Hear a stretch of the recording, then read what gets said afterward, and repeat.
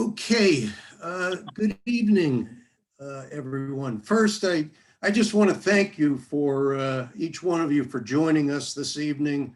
Lots of things you can do on a summer evening, and we appreciate that you're here. My name is David Edmond, co-founder of the Alliance of Trust, along with Rabbi Earl Bowen of Temple Bethel. I hope you'll take some time later to learn more about the Alliance by visiting our website, which is www.allianceoftrust.org. Earlier this year on the Martin Luther King Day of Service in January, the Alliance sponsored a program called The Role of Sports in Combating Racism and Antisemitism. Our speakers were college basketball coach Bruce Pearl of Auburn University and basketball player and Big Brothers Big Sisters CEO Marcus Allen. The moderator of that program as tonight was David Dix, and all three of those individuals are members of our board of advisors. I am sincerely being objective when I say it was a terrific program, and I would encourage you to view a recording that's available at our website. Again, www.allianceoftrust.org. Tonight, we present the second in a series on the role of sports in combating racism and anti-Semitism, with a focus on the history of racism in Major League Baseball. And we do it on the night before the MLB All-Star Game taking place tomorrow in Denver. We've assembled an excellent panel of baseball insiders who each bring their own perspectives to the discussion. Again, David Dix will be our moderator and will introduce the speakers. It's now my pleasure to introduce David Dix, who is co-founder and CEO of Luminous Strategies, a government relations consulting firm. He's the chair of the Pennsylvania Governor's Advisory Committee on African American Affairs and a guest commentator on 6 ABC's Inside Story. David, I turn it over to you. Well, thank you, David, and thank you for your leadership of the Alliance of Trust and all that you're doing to make sure there's spaces for these kind of intercultural conversations. I'm really excited to be joined again for the second in a series of conversations of how the role of sports in combating racism and anti-Semitism. As David mentioned earlier, I'm also on the board of advisors for the Alliance of Trust and see these types of spaces and these types of convenings as a huge step forward in reconciliation and us all coming together to figure out a path forward. You'll see on your screen today, we're joined by Dan Pasternack and Ulice Payne. Not on your screen, but certainly going to be a part of this vital conversation this evening is Cy Young Award winner and today celebrating 50 years since his appearance as two African Americans starting an all-star game, Mr. Vida Blue, who's calling in from his home state of Louisiana. And I think the broadband isn't as strong as it is in his adopted area of Silicon Valley. So he's going to call in and be joining us. Let me just introduce the panel, because what we've had in the past and what I'm hopeful for today is a robust discussion of interchange with the audience kind of offering their questions and insight, but with these experts really offering the best value of their position. I'll start with Dan Pasternack. Dan Pasternack, to me, seems to be right to my right on the screen. Dan's an obsessive baseball historian, teacher, and a coach who is dedicated to bringing the joys of baseball to inner city youth. He has spent the first two decades as a baseball player, and then, you know, as physicality were it be, as the surgeries and everything else that a baseball pitcher and player has to go through, Dan went through all of that, and then decided to take his life of expertise, his passion for baseball, and bringing that sport to African American and Latino students and players in the San Diego area and now in the Las Vegas area. I think you have a valuable input to drive this conversation from the perspective of the developmental player, from the perspective of African American youth development and Latino youth development in the sport of baseball, but also from the perspective of currently, because we always like to think about solutions and project forward. Currently, what does baseball need to be doing to have a more inclusive game moving forward? Dan, I'd love for you to open up with an initial comment if you're open to it. Absolutely, thank you, David. Well, first of all, I appreciate being on this panel. Thank you, David Edmond, for bringing me on.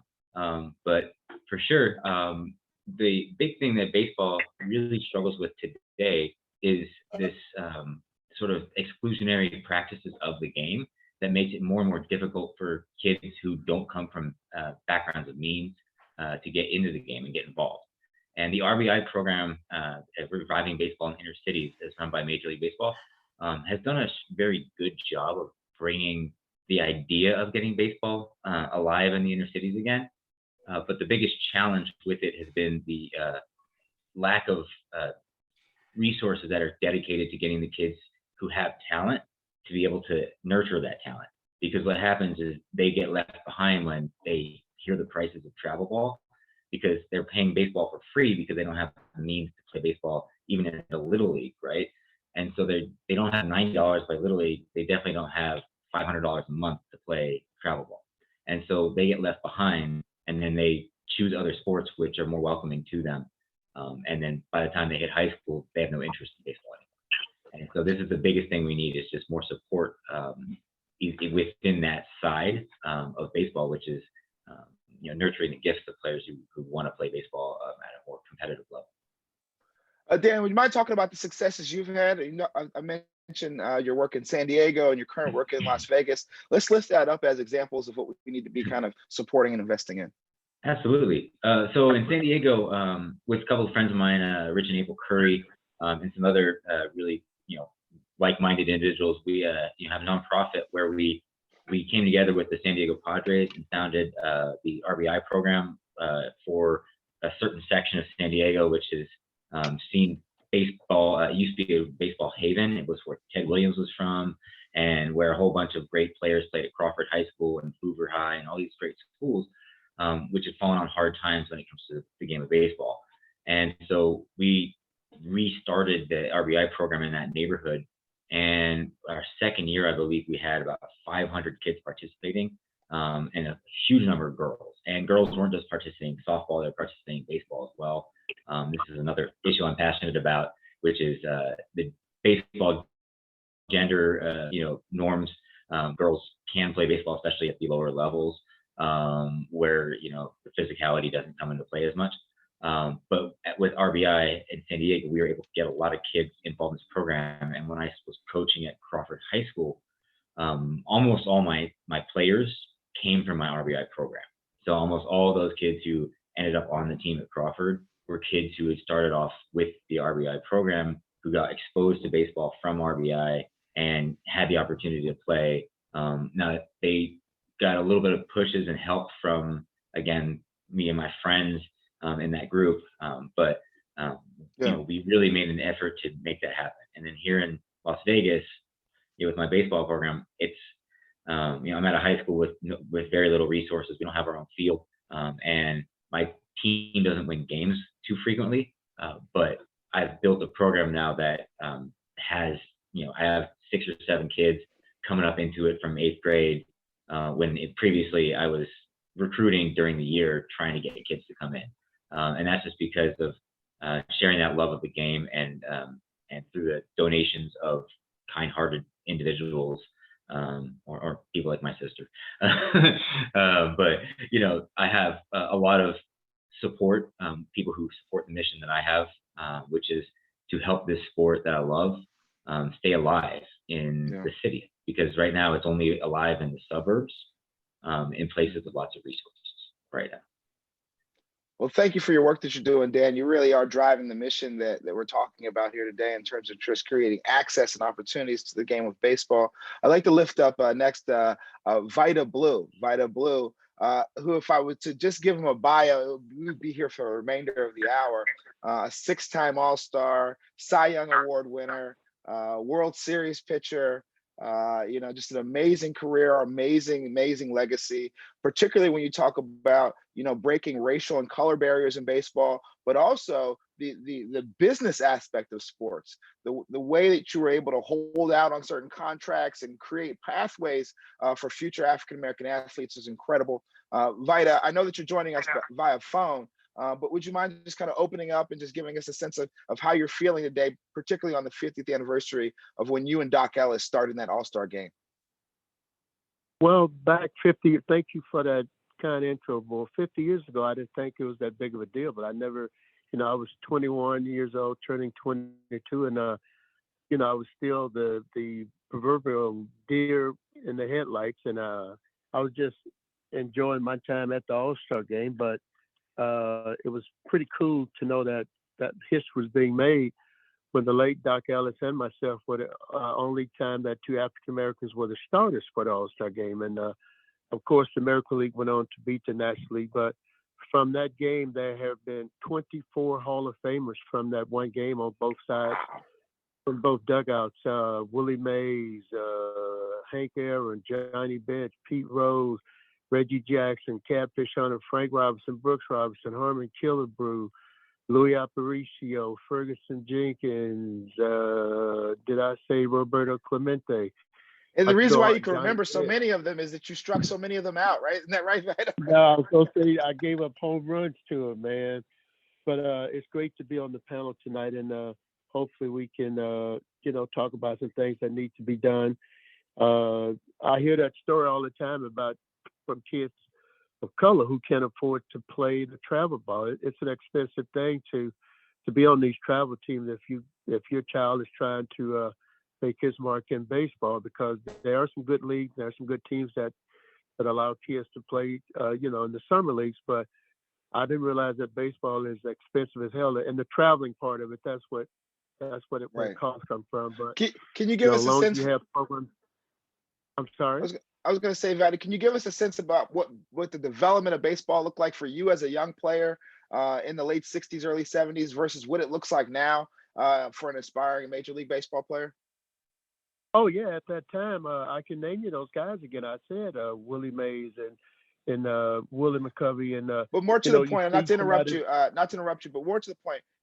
What did it look like to be discovered from Louisiana, and then next thing you know, be pitching in Oakland? What was that path like? How were players identified and kind of cultivated? I think you played less than 1 year in the minor leagues before you were brought up to the majors. So I'm just curious as to what the differences are from your era to the era that we're currently playing in.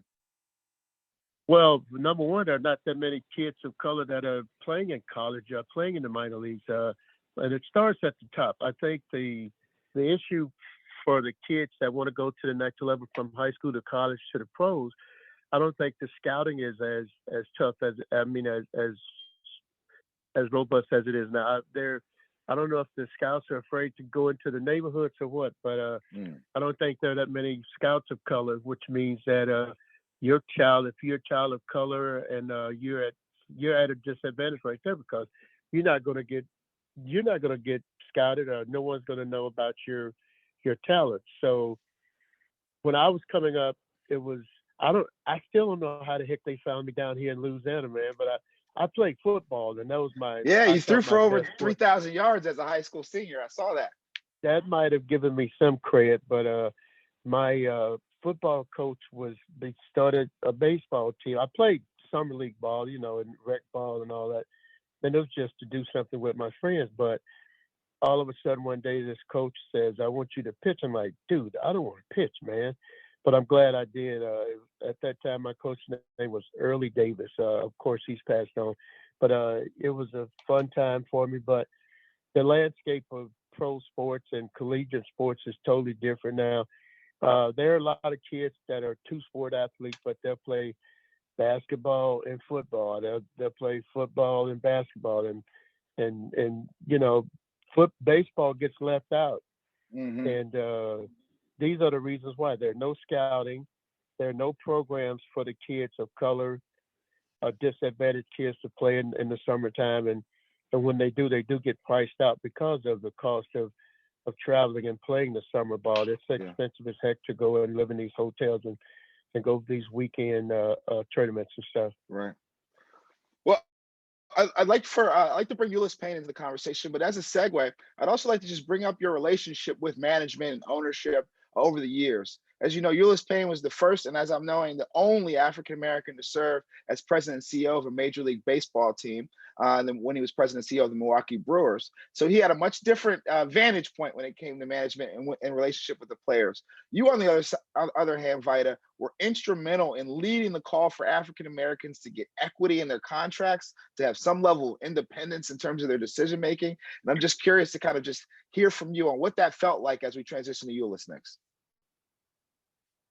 Well, again, I was a young man, and I couldn't understand why it was such a big deal for me asking for a raise. I wanted to be compensated for what in pro sports, you get paid for what you did last season.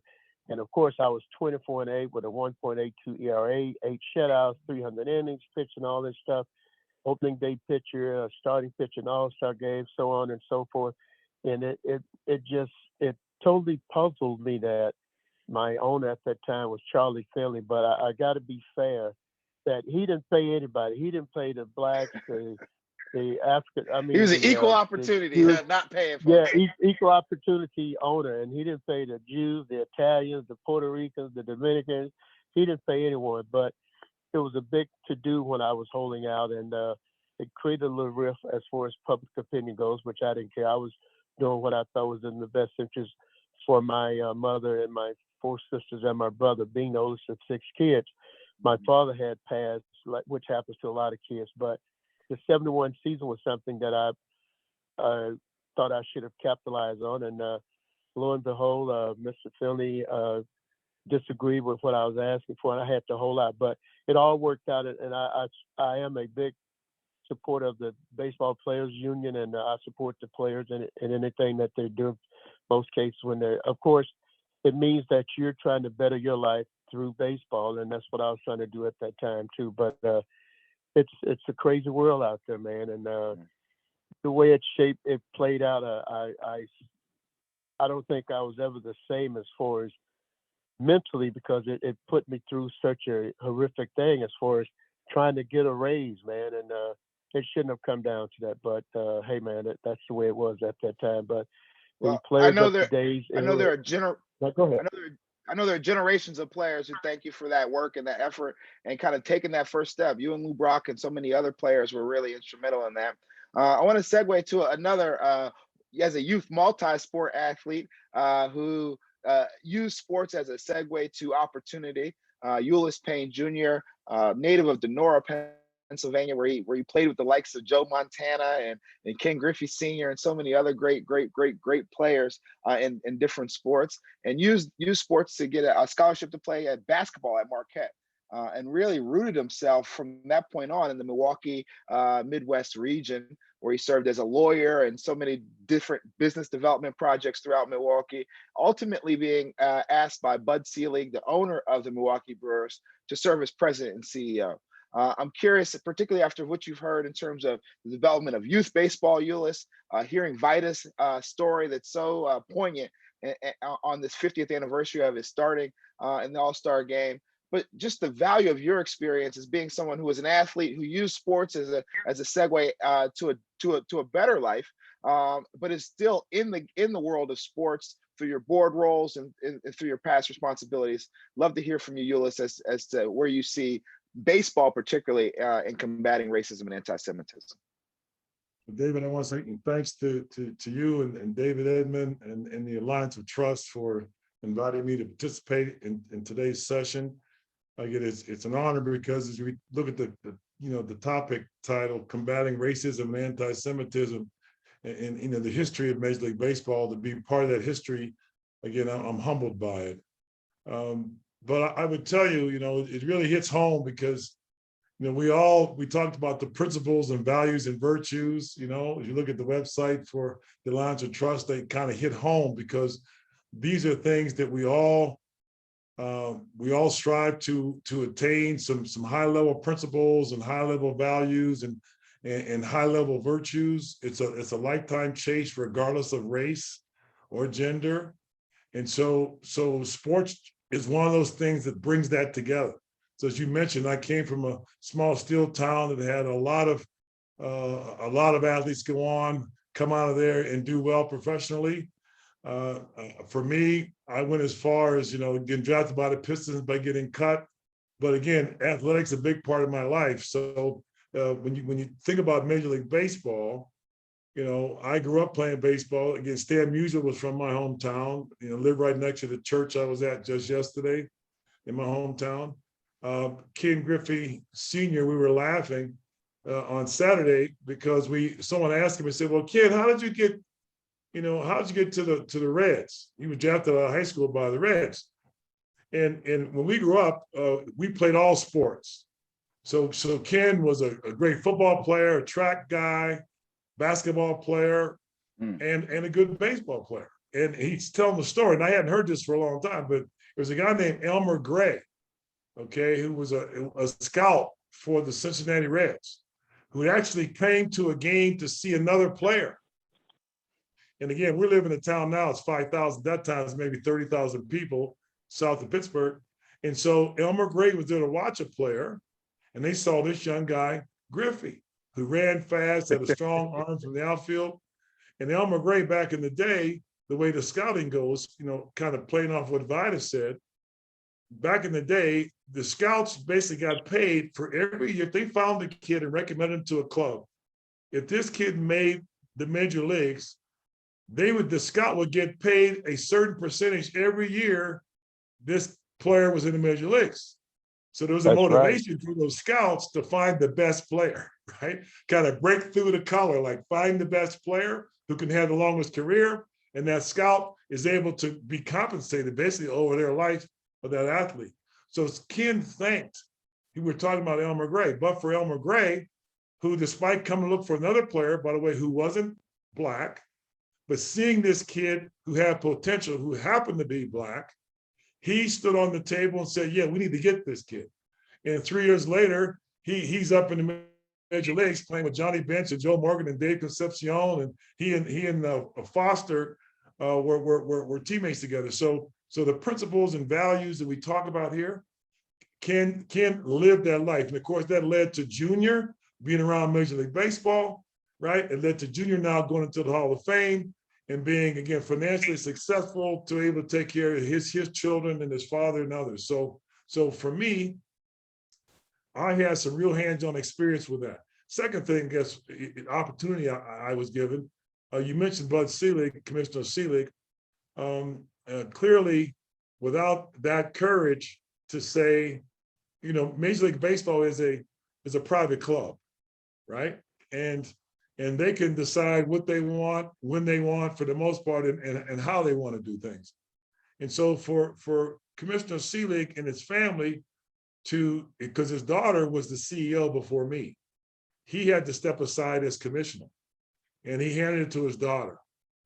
And I don't know, 4 or 5, 6 years later, they decided to hand it to me, the opportunity to me. And they knew I was the first.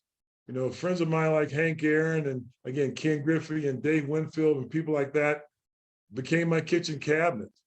They also were encouraged and wanted to see me be successful. But without the initial commitment of not fearing a change, and I wasn't a baseball guy, right? I played basketball, drafted by the Pistons. Right. So for me to come in like that into a private club was a major step, but it was purposeful, right? There was no question it was a purposeful move, and I appreciate it. And from that, I've been able to share it with others, hopefully encourage others to go into the business of baseball, regardless of color or gender. And I got some experience to speak about because I was able to hire a Black general counsel, an African-American director of operations, some folks in the videography business, the videography side of baseball, who now I just got a call from a guy, Eddie Robinson, who we gave him a chance. He's now working at Bay Hill down in Florida, doing the same thing. So when you think about the business of sport, which is a $1 trillion business, I really do appreciate, and again, honored by the opportunity that Commissioner Selig gave me to give me the inside view of a major sport that is the people's pastime. Yeah, that's awesome, Ulice, and it's really a real testament to everything we're talking about when you think about a Jewish American like former Commissioner Bud Selig, an African American, and yourself, Ulice Payne, kind of creating history with the franchise of the Milwaukee Brewers. Now, unfortunately, this came up a little bit during our prep conversations. There hasn't been another president and CEO African-American in baseball since you. And I always said you were the first, but what does it feel like to both kind of be the first and the last? And what would it take to kind of take that step so there's more sustainable opportunities for African-Americans in baseball? Well, I do think about it because the question comes up often as I meet people and go around speaking about it. But one thing I will say I learned from being around the block once or twice is that we look at life in our time frame, right? And we want to see things happen like in our time frame. But in the realities of life, we're here a speck of time, right? And so I want to see more. I think about how long it took for me to get in the seat, right? And so for me to have a sort of time frame to say, well, we need to make this happen more and more. I just believe that in the right situation, with the right people in their heart, they will do it. And I also focus on this point about virtues, because I believe in us. I believe in people. We're the creator's creation. And so we can't be all bad, right? We got a few, but we can't be all bad. That's kind of my faith here. And so when I think about the intentions of those who own the teams, we generally want to be judged by our intentions, but you can't look at someone's heart and look at someone's head.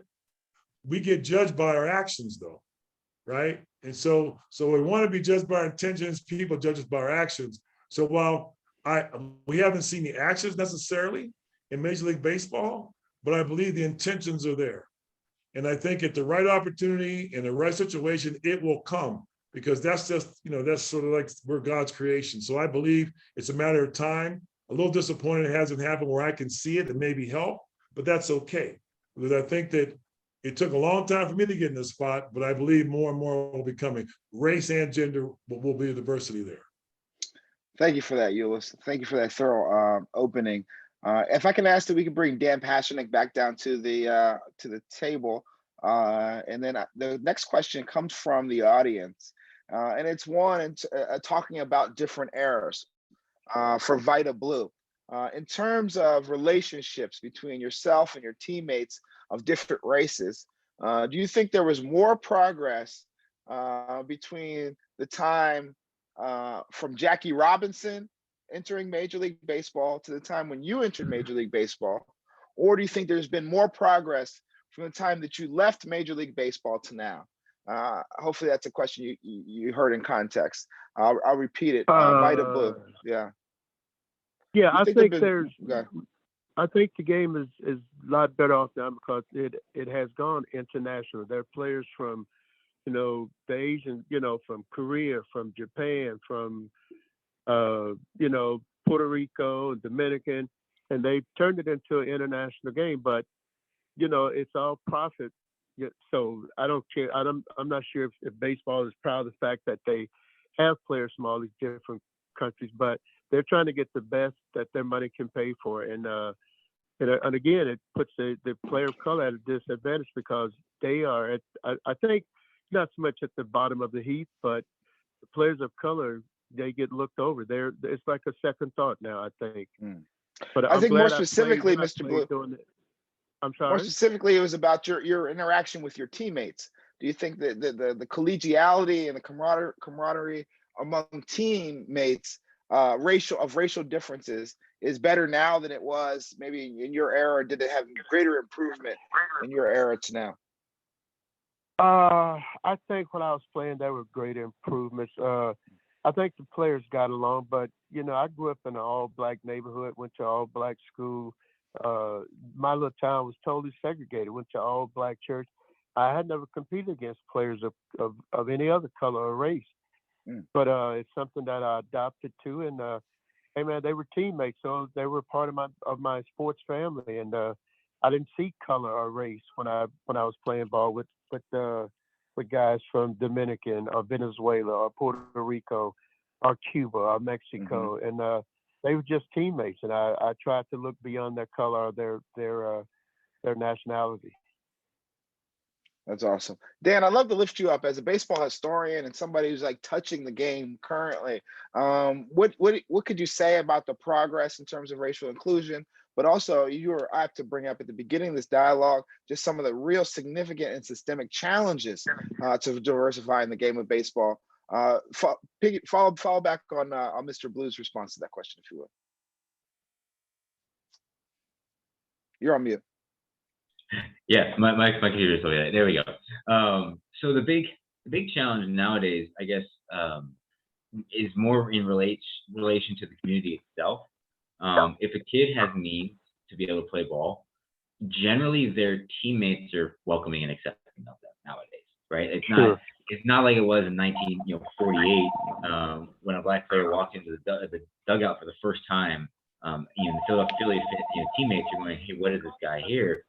It's different now, right? It's unusual maybe to see a kid of color walk into the dugout in some neighborhoods, but like it's the kids are not as challenged in welcoming them. However, when my team plays other teams, we hear the N-word, and we hear it a lot. We've heard it from umpires, and I've had challenges. I've had to pull a kid back because he wanted to engage in some words or something else with an umpire because of what an umpire said. And so it's very challenging because not only do the players have to deal with the challenges of being able to afford the game and being able to play the game, it's a very difficult game as it is, but then they also have to deal with, they have these moments that they have to have the right reactions to, all that stuff. And it's something that the white kids don't have to deal with. And so that does make it an extra hurdle for a young kid of color trying to make it in the game in certain neighborhoods, especially, right? If he's the one black kid in his entire community, it's very difficult for that kid because he knows all eyes are on him, as he is very easy to recognize, very easy to spot. Everybody knows who he is, right? And so that makes it more challenging for that kid. But I think in terms of welcoming of teammates, I don't see it as the same. I feel like it's improved over the years by a large amount. Ulice, same question, similar from you, and just more so your background as an athlete competing. From my vantage point, you've always been on racially diverse teams and teams with white players and black players, and that whole Monongahela Valley is somewhere that's like, if you work in the steel, you came out of work the same color, steel mill. Can you tell me about what athletics, particularly baseball specifically, did to kind of build that collegiality? And I just named some of the names of players that you played with as a youth, and like to see their careers kind of blossom in various different sports. What did that mean to kind of be for sports to be a unifier? Well, again, I think the points Dan made are right on and reflective of the past and the present. Sports are a microcosm of society, right? That it takes all types, they say, to make a world. And I was blessed to be able to be born and raised in a diverse community of wage earners.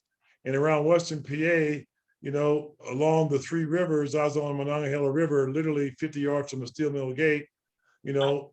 Every town was a part of the steelmaking process. So it was from the coal miners, right, to the guys at the blast furnace and the iron works and the steelworks. We all had the same environment to live in. So that helped me, no question. In addition, sports, by living and going to school with and competing against blacks, whites, not many Latinos around Western PA at the time, but we learned to be competitive, right? It doesn't matter the colors, Vida was saying, I'm in it to win it, as they say, right?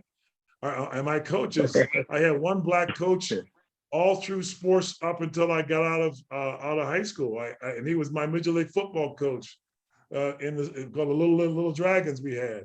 So really, people took the time who didn't look like me to help nurture me, right? And to help me develop, and were just as proud of me as I went on to do things outside of sports. So diverse participation was kind of part of my life. And again, I didn't think about it. I'm going to spank you and beat you no matter what you look like. If you're on the other side, because I'm in it to win it. And so that really did help me. And I think that the other part about like racism, anti-Semitism, we talk about it because it's real. People have, they look at life through their own perspective. And regardless of saying, well, this shouldn't be fair and whatnot, we were always taught, play the hand you're dealt, right? You can't say, well, I'm out the game, give me a new dealer, give me a new hand. No, you play the hand you're dealt. That's and right. So I was always taught to be proud. So at the time where racism maybe at its highest in our society, we had people like Martin Luther King and James Brown on the radio saying, I'm Black and I'm proud. Okay, yeah, you might not like it, but I'm proud of who I am. So again, growing up in a diverse community at a time where there was a lot of strife, there was a principle about believing in who you are, don't be ashamed of it. On the other hand, understand that others may not like it and you can't change it. Only thing we were all about is how to make sure that don't be excluded because of it. They may not like you, okay? And when you hit the home run, maybe you want to jog a little slower. You want to kind of rub it in, right? But hit the home run anyway, right? That's right. So I really believe that the principles of life, by being in a diverse community and understanding that everybody's not going to like you, including people who look like you, that you won't let it stop you. That's a beautiful answer. I want to talk about I'm going to first use a reference from the audience. They brought up an old Jimmy Rollins quote where he said he felt that Black players were either the stars of the team or they were the 24th or 25th player on a team. And I just want to get your feedback on that. For Ulice, I want to also kind of look at not just the players, but again, the corporate offices in baseball, recognizing that other sports like the NFL and NBA have found a way to find pipelines for African Americans in front offices.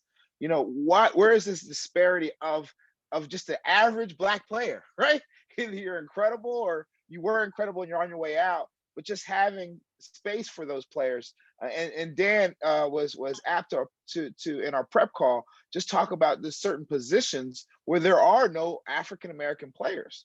I think second base was one and a few others. But I'd love to hear Vida's position on this phenomenon that Black players are either the very best players on the team or they're the 24th and 25th players on the team. There's not a lot of average Black players on active Major League Baseball rosters. And then Ulice, you could touch on it from the business perspective. And then Dan, as you aptly pointed out before, there's certain positions where there are just really no pipeline for African American players. Vida, you first, please. Okay, well, there is some validity to that. There are no average Black players. If you're a Black player in the major leagues, you are the superstar on that team, or you're in AAA. You're not sitting on the bench and making a couple $1 million as being that utility player. Not saying that there aren't any out there, but for some reason they don't get to be on these major league teams today, and that's an unfortunate situation because if I own the team, if I manage the team, I want the best 25 players that I can assemble on a day-to-day basis. And I'm going to put the best 9 guys that I think give me the better chance to win the game on a day-to-day basis. But the disparity of that that's an actual fact. There are a lot of players that are utility players, and they're great players. But you mean to tell me that there's no player of color out there like that?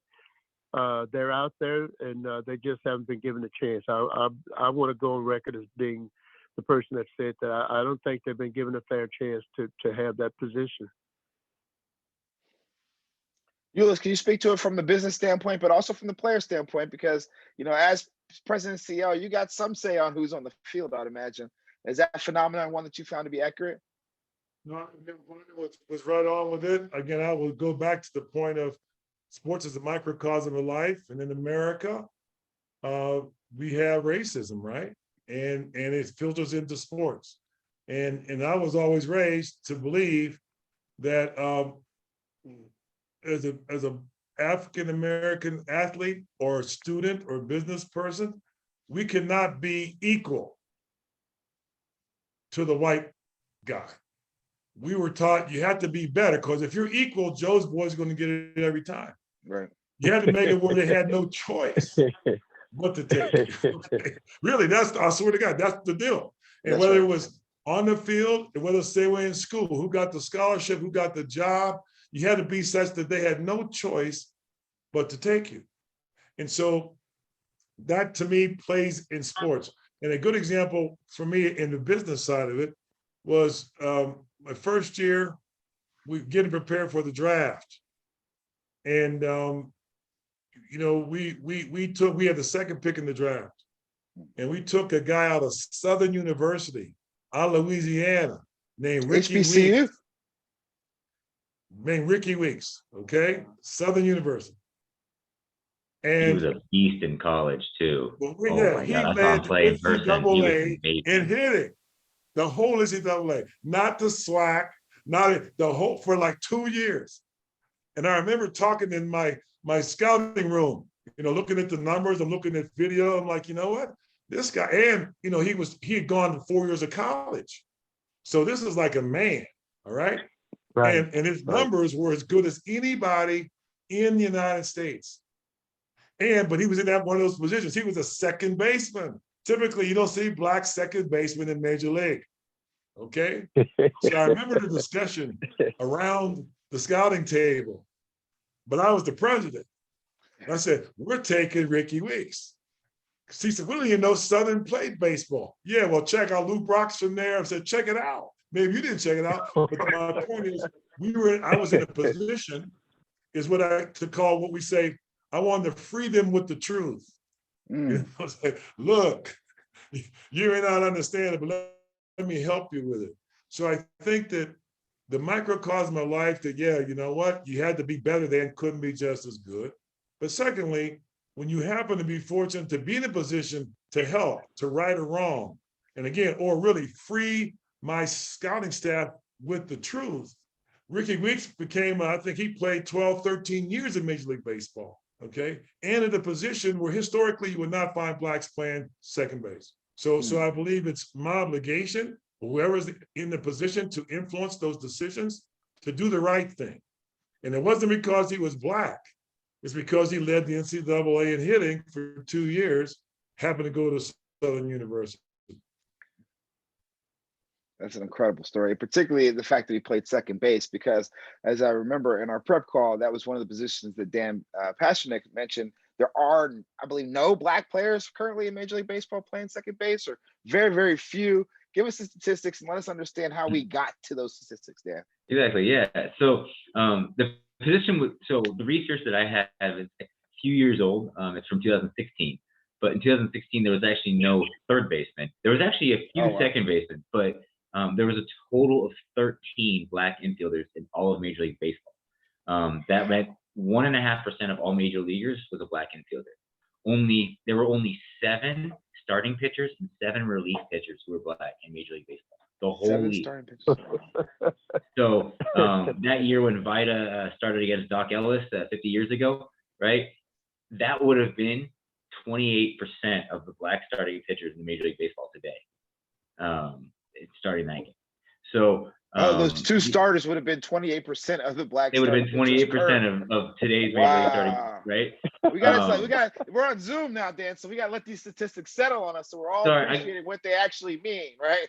So those 2 players, Doc Ellis and Vida Blue, who started 50 years ago in the All-Star game, would now represent 28% of starting African-American pitchers in Major League Baseball. So, I mean, there's a real stark there. We're on a decline on some things. I mean, the fact that Ulice there hasn't been another Ulice as a Major League president and CEO, and there certainly hasn't been a cultivation of players like Vida Blue.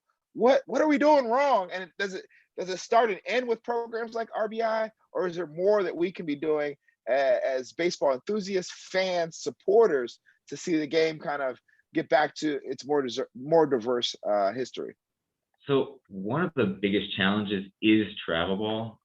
Travel ball is something that, it existed even back in the 90s. It existed, but it was different. And it was not the juggernaut that it became over the last 20 years. And what travel ball has become is it's a massive money-making operation.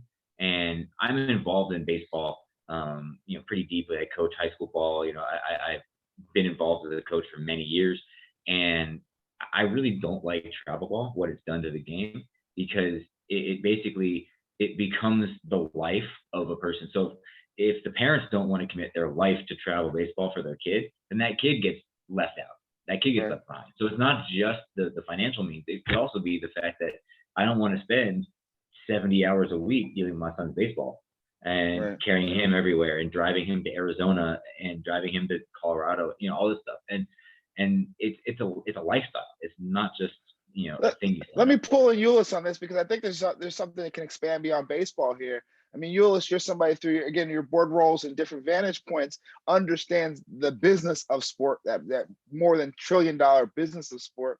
I mean, what do you think about the way that not just baseball, but even basketball with the development of AAU basketball, football with the 7-on-7 kind of travel football schedules? Like, where is sports going? And is it in a place that we might be able to bring it back to, its core and most beneficial senses anymore? Or has it just been too commercialized and just too travel centered that we may never get it back to what it used to be? I'll go back and just remind everyone that what I said earlier, that, things change. The pace of the change is what usually is frustrating, but things do change.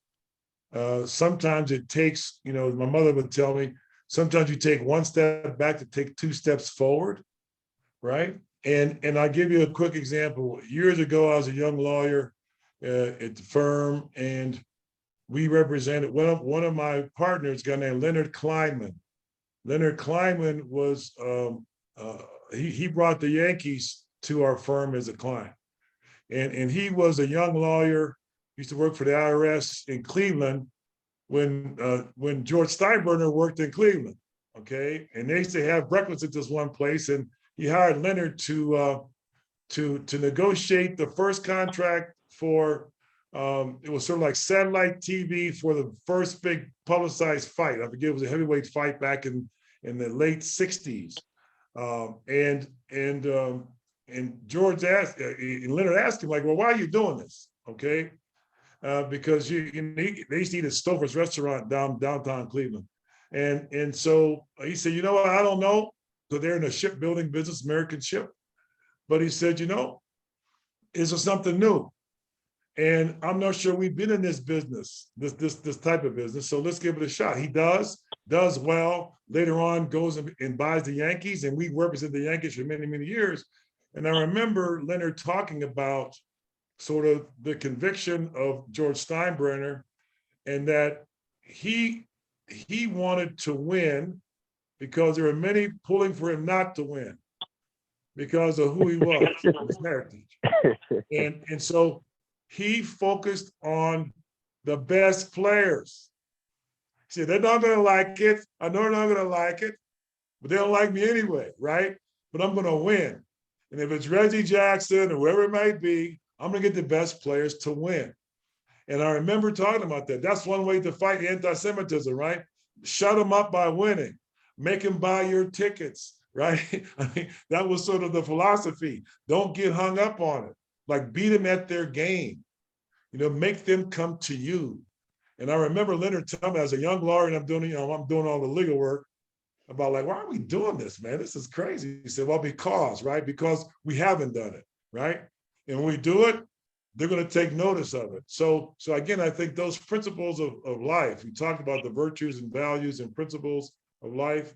That's how you fight racism and anti-Semitism, right? You say, look, I got to step above it. I know it's there, but I can't change people's hearts. Again, we can't change people's intentions, right?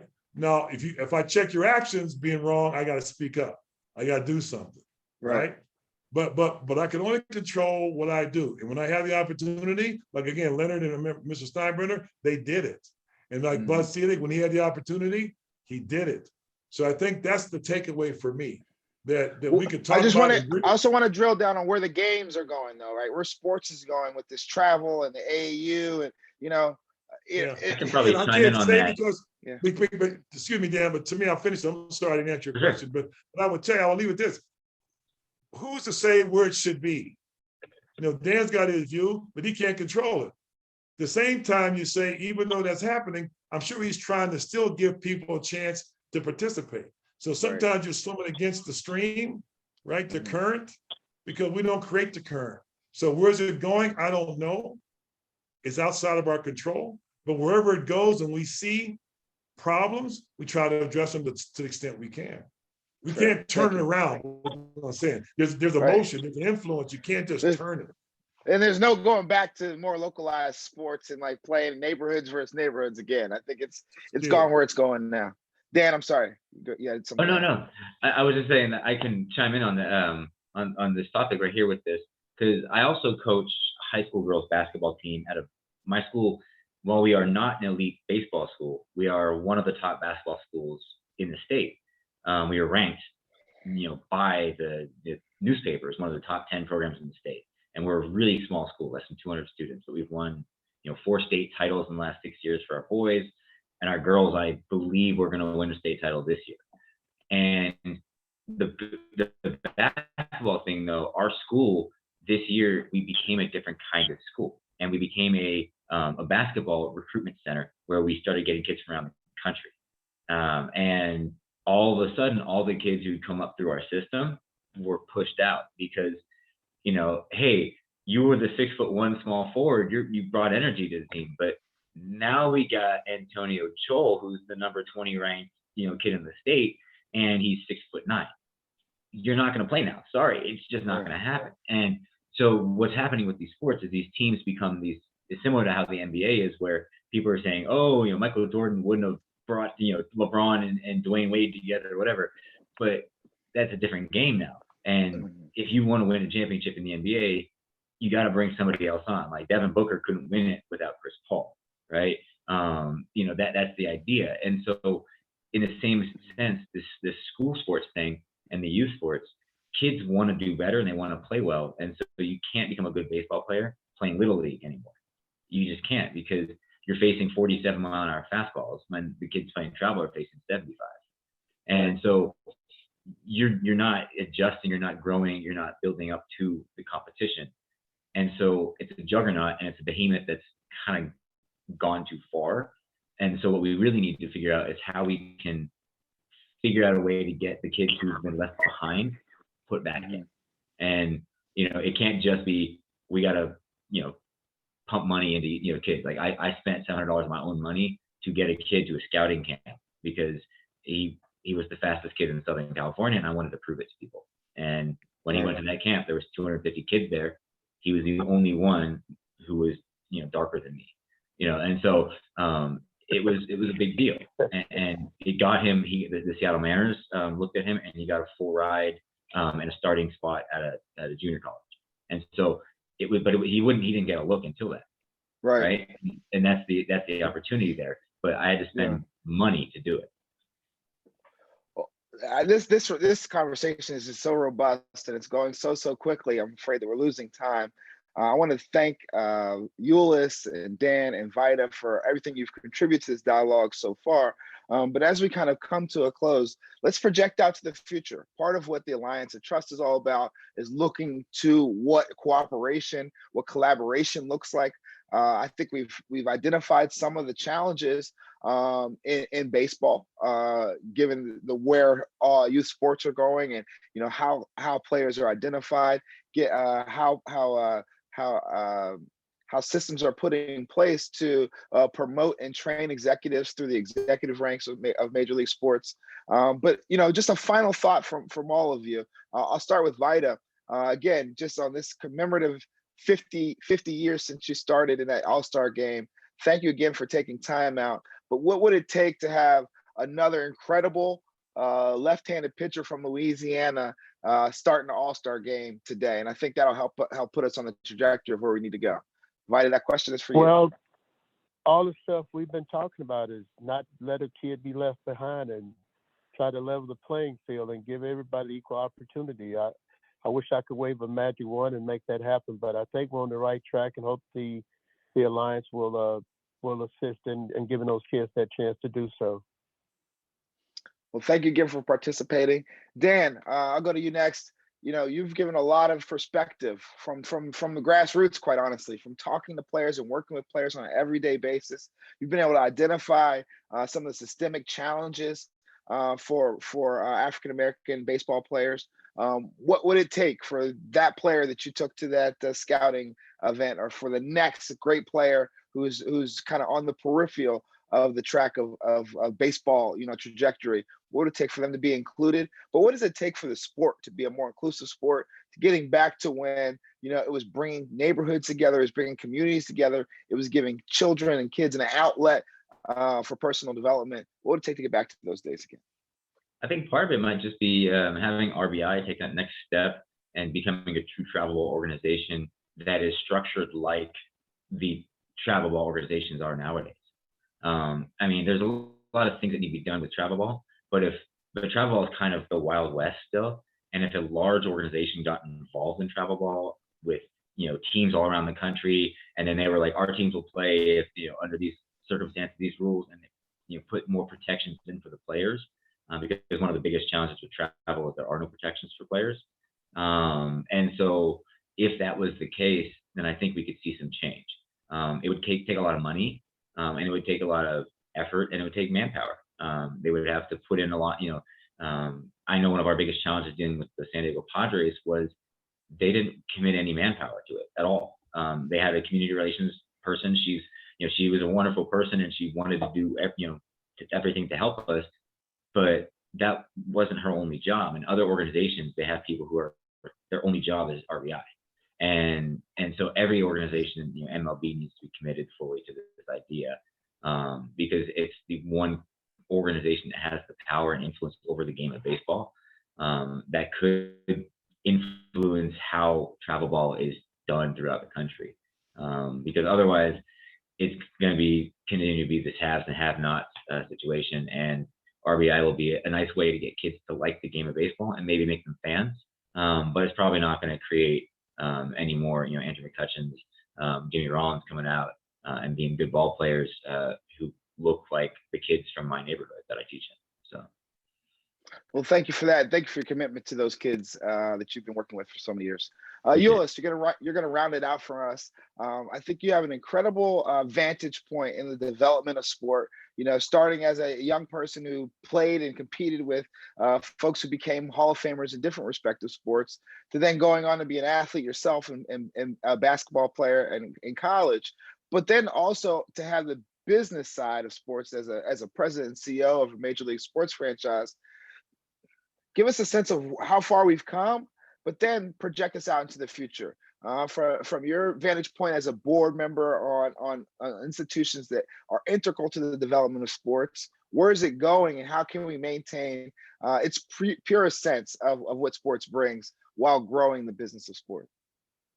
Well, again, I think sports a microcosm of life, and the good part about it, I'm hopeful, because it's about the children, right? We want to make it better for the children. It's not about for us, right? We're probably in the fourth quarter, at least I'm in the fourth quarter trying to get to overtime, but we're in the fourth quarter. And so my focus would be listen to the children. If you think about now in employment in the business side, where workers want to go to work, they want to go to work for companies who are doing well, but doing good, right? And so the principles of the alliance and what it's all about, right? I think that is the market. So as a result, if you're in sports, that's your customer, right? That is your customer. That is your employee. So I just say, listen to the children. I'm very hopeful. And I think that progress will continue to be made, maybe not the pace we'd like to see it, because we look at life from our vision only, but I do believe it will continue to improve. I'm hopeful. Well, thank you so much again, Ulice, for participating. Thank you, Dan. And a final thank you and just a real salute to Mr. Vida Blue, who's taken time out of his 50th anniversary commemorating his time of starting in the All-Star game. Vida, we appreciate you. We appreciate you taking the time out, and we honor your place in history, not just as an African-American baseball player, but as an American baseball legend. Thanks again for taking your time out. Thanks everybody for joining our discussion today. And we'll be sure to get this out to you on the recording, and you look for more conversations sponsored by the Alliance of Trust in the future. Take care.